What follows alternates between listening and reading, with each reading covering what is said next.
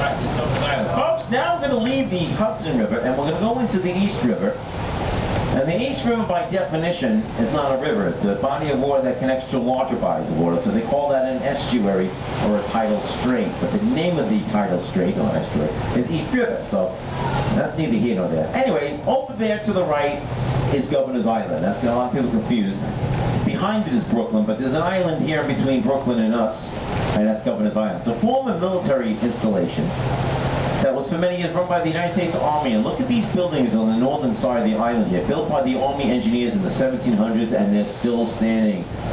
Shout out to Army engineering. I don't make them like that no more. They're all preserved, landmarked, protected. Look at that round brick castle. That's called Castle William. That was a prisoner of war camp in the War of 1812, all the way to World War II. Now, there's not a lot written about the War of 1812, even less physical evidence of it anywhere. So you might want to get a picture of Castle William. That's where we kept the prisoners of war. Now, the Coast Guard came on here in the 1940s, shared with the Army, but then the Army left in the 1960s, and then shortly after it sold the commercial shipping industry, and the Coast Guard was in charge of this island, over 300 acres, and it was a bit much for them. So by 1997, they left. That was almost 20 years ago, and the island's been empty ever since. Just the past 2 years. And then finally the federal government and the city of New York got together and decided to get this island back in shape again. So they got a public park they're going to make over there, they got a portable art colony, they got a city high school, Harbor High School, and some other attractions on the way here. Problem is nobody lives on this island because the only way to get to this island is a ferry. You can see over there, the Governor's Island Ferry. And there's some other, logistical problems, but for the most part they're working on it, Governor's Island. A massive piece of real estate 1,000 yards away from the most prime piece of real estate on planet Earth. And that's the financial district of Lower Manhattan over here to the left. And they ought to do something really good with that, Governor's Island. Anyway, they're working on it. To the left is the ferry slips that uses the Governor's Island Ferry. Also the Orange and Blue one go to the Staten Island Ferry, and that's a free ride. It's a free ride in either direction all day, all night, always free. But it wasn't always free. Staten Island Ferry started out way back in 1805 when an enterprising young man who was just 15 years old figured out a way to make some money by sneaking his father's sailboats out any chance he got. He filled them with as many people as he could from Staten Island that wanted to work in Manhattan. So he charged them 18 cents each way, and by the time he turns 16, he actually makes enough money to buy the boats off his father, and he officially starts the Staten Island Ferry.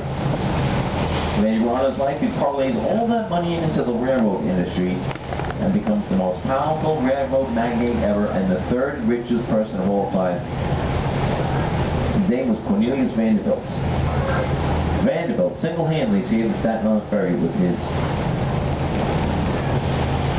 ferries, of course. Now, saving Brooklyn from bankruptcy, folks, here it is. You're looking at it straight ahead, the third of the three great wonders we're going to see, and the first bridge you're going under, that's the Brooklyn Bridge. Brooklyn Bridge, a bridge more than 2.5 times longer than any other bridge ever built up to that point, was thought to be totally impossible by many people for many years. But not for the German immigrant, John August Roebling, who invented the very invention that makes the bridge possible. He invented that thing up there, you look at it now, called the steel cable. And he built bridges like this in a couple other cities that were way longer than any bridge ever built up to that point. But this one would have to be 2.5 times longer than even those. This bridge had to essentially do what it's doing right now. It had to take up the whole span of the East River in one shot. Boom. Then be high enough off of the river so the ships in the Navy Yard behind you could pass under it. Roebling's biggest obstacle was not the height nor the distance. He knew his technology would do that. His biggest obstacle was the greedy ferry companies in the city that were kicking back millions of dollars to the crooked city bosses to see if this bridge would never be built. Now, Brooklyn over there to the right there.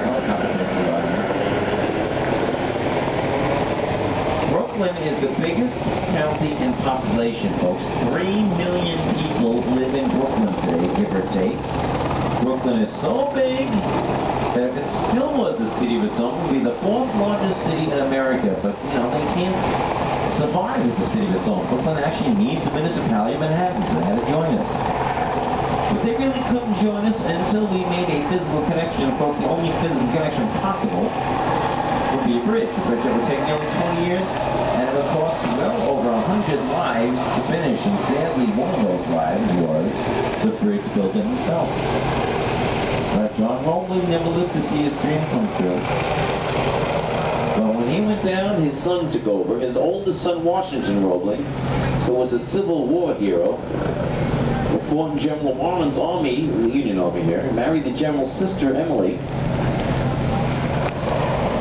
And he was crippled in a very serious accident that killed most of the workers that died building this bridge. Left him bedridden for most of the rest of his life. And a case of the bends that shattered his nervous system. So the next bridge builder to take his place under his tutelage was his wife, Emily Warren Roebling, a woman of the 1870s, is now in charge of the single greatest leap of civil engineering since the pyramids. And in 1883, she opens up one of the greatest wonders in the world. It's the Brooklyn Bridge, which connects City Hall Manhattan to City Hall Brooklyn, and Brooklyn gets the join to come on with our city. There it is, folks. Okay, more on that in a second, but right now I want you to look to the left, because here comes one of the most famous streets in the world, and that's Wall Street. Right between the black and the cream-colored buildings, everybody wants to know what's going on Wall Street, because they're referring to the New York Stock Exchange, which unfortunately is too small of a building to see from the river. It's kind of a recessed building that's set behind these larger buildings here. But you'll see Wall Street, we also call the Canyon of Heroes. We have the first ticket tape parades launching down there, and at the end you're going to see Trinity Church. There it goes, Trinity Church. That is one of the oldest churches in America, built in the 1600s by the pirate, Captain Kidd. The very famous pirate. He spent most of his life as an upstanding citizen. He only turned to piracy in the end. And some say he was forced to do. A lot of controversy over that. But he does have hidden treasures all over New York here. People are looking for still 400 years later. Still out there somewhere. Anyway, next to the financial district, we've got the historical South Street Seaport Museum District. Folks, look at the large crowds that get down here at the Seaport. It's always a carnival-like atmosphere. A lot going on here. Now, Hurricane Sandy blew down Pier 16 years ago, and then they're repairing it now to facilitate these crowds. Even on the other side, Brooklyn Heights, you can see Brooklyn built this promenade. So the people of Brooklyn can come down here and watch the people of Manhattan having fun. Everybody that could should walk over the Brooklyn Bridge. Folks, you have to do this at least once in your lives. Put it on your bucket list. It's free. They say it's one of the great free things to do in the world today, walking over the Brooklyn Bridge. It's about a half-mile long, so if you can do it, you should. Especially if you can do it around sunset. Think of the magnificent views and the light show you're going to get when you start in Brooklyn and work your way into Manhattan. You get the sun setting in New Jersey, you get the moon rising over Brooklyn, and then that's the natural lights, the artificial lights in front of you, the first and third largest downtowns in the world, and the skyscrapers. And it's a nice juxtaposition, especially on a clear night tonight. It might be a night to check that out, walking over the Brooklyn Bridge. But we're going under it. So folks, while we're going under this bridge, I want everyone who has a camera to get a shot of the underside of the bridge. It's not just the first bridge going under today. The first bridge most of the immigrants ever went under in their lives. Remember, they looked up, they were utterly awestruck. They had never seen anything built before this big in their countries. This bridge represented a lot of their dreams. A lot of them dreamed that they could build things this big in this country. Steel cables make bridges possible. Steel cables make elevators possible. Elevators make skyscrapers possible. With skyscrapers, New York City now goes up, up, and away to pass up every other city to be the greatest city of all time. Well, that all goes back to the Brooklyn Bridge. This bridge is what launched it all. Created a new world. Literally changed the world. Created a future here.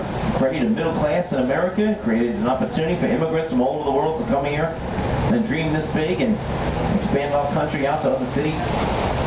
It all goes back to the Brooklyn Bridge. The next bridge is called Manhattan Bridge, and the last bridge you're going under, you can see from here, is called the Williamsburg Bridge. Now, you want to remember the order? It's very simple. If you just think of the car or the motorcycle, the BMW. I think Brooklyn, Manhattan, Williamsburg, BMW. You'll never get confused again. BMW, like me, New Yorkers, like to tell you guys, when you come here, bring money with you, BMW. It's very expensive. We're sorry, but you probably know that by now. Okay, the next story I'm going to tell you, the other tour guides don't know, they don't say it, but I do. This is a story I've been working on for a while. A If you look behind the Verizon building, Manhattan, to your left, you're going to see the City Municipal building coming through. It's a very ornate looking building. There's a beautiful gold leaf statue on the top that everybody always wants to know what the name of that statue is, and why not? That's the second tallest statue in New York City. I think you know what the first one is. The name of that statue is simply enough civic fame, and for most tour guides the story ends there, but this is what I find really interesting. I'm more interested in the name of the model, the beautiful woman who posted that statue. It was a very popular figure here in New York City way back in the turn of the last century. Her name was Audrey Marie Munson. Audrey Munson is the most visible person in New York City you never see. She's the most famous person in the world that you never heard of. Audrey Munson came to New York City in the early 1900s as a teenager to make it in the lucrative modeling business.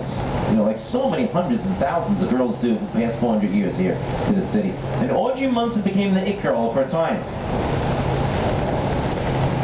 Got to the point where the top artists from all over the world came to New York City to have Audrey Munson posted as statues, their sculptures, their iconic paintings. Her iconic look was plastered all over the world in the early 1900s, setting the tone of what beauty and sexy was of her time. By 1915, she's all the way across the country